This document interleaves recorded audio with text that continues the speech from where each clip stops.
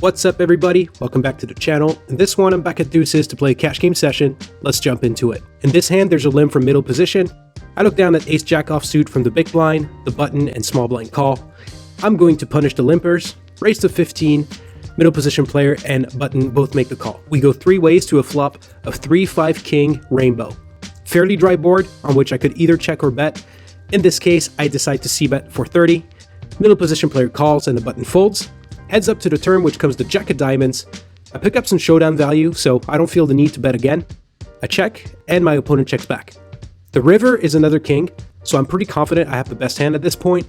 I decide to fire out a bet of 55 bucks, and the middle position player folds. Pot comes my way. In this one, there are limps from the hijack and cutoff players, and I look down at queen jack offsuit on the button. There's definitely a case for raising, thinning out the field and playing this hand in position. But on the other hand, I don't want to bloat up the pot with a somewhat marginal hand. So I decide to mix in a rare overlimp here. Big blind comes along, we go 5 ways to a flop of jack, jack, deuce. Nice. Action checks around to me. I decide to check back, see if one of my opponent catches up. The turn is perfect. It's the ace of spades. And now the hijack bets 15 bucks. Action folds to me. I know this particular player loves to play any ace and has a hard time letting it go when they pair up. I want to make up for lost value on the flop, so I raise to 40, folds back around to the hijack player who makes the call. We go heads up to the river, which comes the 9 of spades. Hijack checks to me, and while this card does put a potential flush on the board, I stick with my read that they have an ace, and I'm looking to extract a bit more value from them. I bet 65, hijack thinks for a bit before making the call. Looks like I was spot on, they do have an ace, but I wasn't expecting to see them flip ace-king after they open-lip pre-flop. Damn. I'll take this pot down. In this one, I pick up ace-5 suited in the big blind. There's an open to 10 bucks from under the gun, which the cutoff and small blind call. Ace-5 suited is a good candidate for a 3-bet, but with most players at this table being a little on the calling station side, I decide to just call and see a flop. We go 4 ways to a pretty good flop of 10-7-7 2 clubs, and action checks around. The turn comes the 9 of diamonds, and this time the cutoff bets 15. I'm actually getting a good price to call if they happen to have a 10 or a 9, even if they somehow turned a straight, who am I kidding? You know I'm just fishing for a club. I make the call. Turn comes, the deuce of hearts, I break out, but I'm not just going to give up and check, and yes, I know this doesn't make any sense, but I throw out a bet of 45, which is even worse when you consider this is the same player from the hand before who hates folding. But they give me credit for a 7 and fold. Here, chippy chippy. In this hand, I get dealt queen jack suited in middle position. I open up the action to 15 and I get calls from the hijack and big blind. We go 3 ways to a flop of 9-8 queen with 2 spades, giving me top pair, a flush draw, and a gut shot straight draw. Good enough for a c-bet of 30, I think. The hijack calls and the big blind goes all in for 104. I think I make a mistake here because the hijack is a super loose player and I think this board is safe enough for me to keep them in the pot, but I jam over the top and that scares them off. That means I go heads up against the big blind who shows 3 deuce of spades. They are quite the underdog with less than a 2% chance to win. The turn comes the ace of spades. Hijack makes their flush, but it's no good. I got the nuts and they are drawing dead. River is irrelevant, it's the 7 of spades. More chips headed my way. Okay, now this hand gets pretty spicy. I look down at pocket aces in the big blind, and check this out. Under the gun raises to 20, an open to 20 in a 1-2 game. I'm already salivating, but watch this. Middle position player calls, low jack calls, and the cutoff calls. What? At this point, I'm practically drooling. Okay, time to collect myself. Obviously going to 3-bet here. I want to thin out the field, but I wouldn't mind one opponent tagging along for the ride. I think a raise to 80 bucks should do it. I get a call from the under the gun player and the middle position player, who I know is calling almost any 2 cards here. We haven't seen a flop yet, and there's already 140 big blinds in the middle.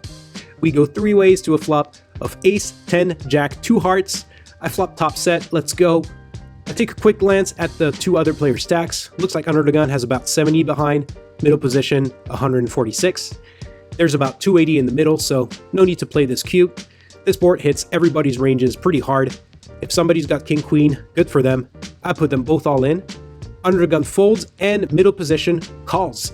We go heads up to a run out, which comes a 7 of clubs on the turn and a jack of spades on the river, giving me a full house, and my opponent shows jack 4 of clubs. Man, talk about any 2 cards. They turned a flush draw and river trips, but it's no good, and once again, the pot gets pushed in my direction. Taking a quick break to admire my stack. My last cash game session here, I ended up cashing for 1,200 bucks.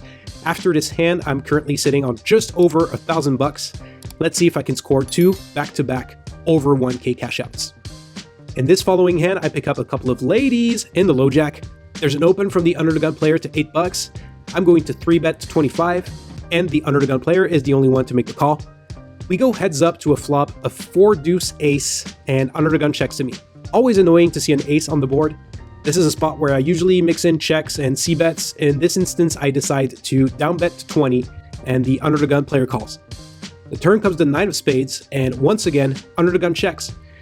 I think this is definitely a check, but I get a little stubborn and fire a second bullet for 60 bucks this time, and after some deliberation, the under the gun player check raises all in for 240 bucks. I make a reluctant fold. Under the gun shows ace 9 for a turn 2 pair. Regardless of their holding, I am mad at myself for betting the turn. Definitely a mistake on my part here. In this hand, we're going to switch things up and play a 5-card double board Omaha bomb pot. I'm sure most of you are somewhat familiar with this game, but just in case, we all get dealt 5 cards, and we have to use 2 cards to make the best Omaha hand on 2 separate boards. The pot is split between the winner of each board, but sometimes one player can have the best hand on both and scoop the entire pot. So we're playing a bomb pot, which means everybody puts in 5 bucks and we all go to the flop. So in this one, I get dealt ace 10 9 8 3 with 2 spades and 2 clubs.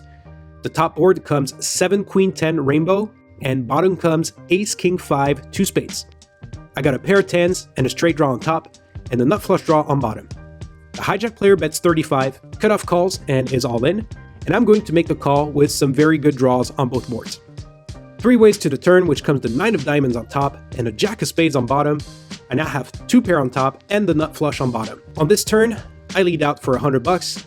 Hijack folds, and I go heads up against the cutoff player.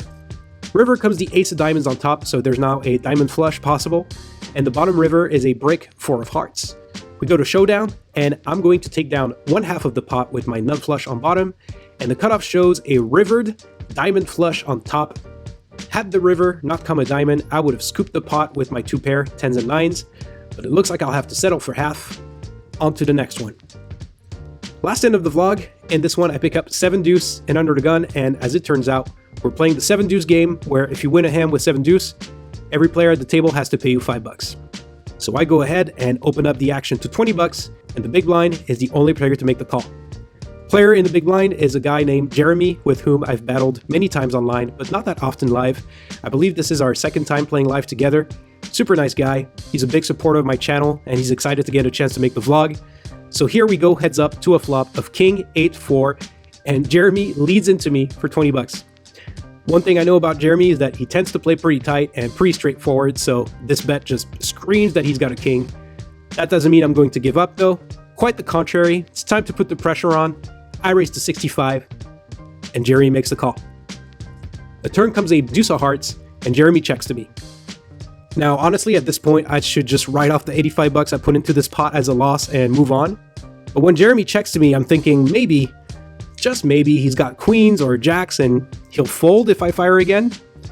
I guess it's time to find out. I put out a bet of 105, and after some deliberation, Jeremy goes all in for 206 bucks. And although I really appreciate his support of the vlog and I'm more than happy to give back, I think I've given enough on this one. I wave the white flag, flip over my 7 deuce. I think Jeremy showed king queen or king jack, and he's going to take down a nice pot here. Now, you may or may not know this, but I'm currently on the 2-month delay between when I play a session and when I make the vlog for it. As I mentioned, Jeremy was super excited to make the vlog, and he's been patiently waiting for this video to come out. As life would have it, the day before I started editing this vlog, Jeremy suddenly and unexpectedly passed away. As I said before, I only met him twice, but within minutes of sitting next to him, I sensed that he was a very humble and friendly guy. He was loved by many in and out of the Portland poker community. Jeremy, I'm glad I got to meet and play with you. I hope you run good wherever you are. This vlog is dedicated to you. Rest in peace, brother.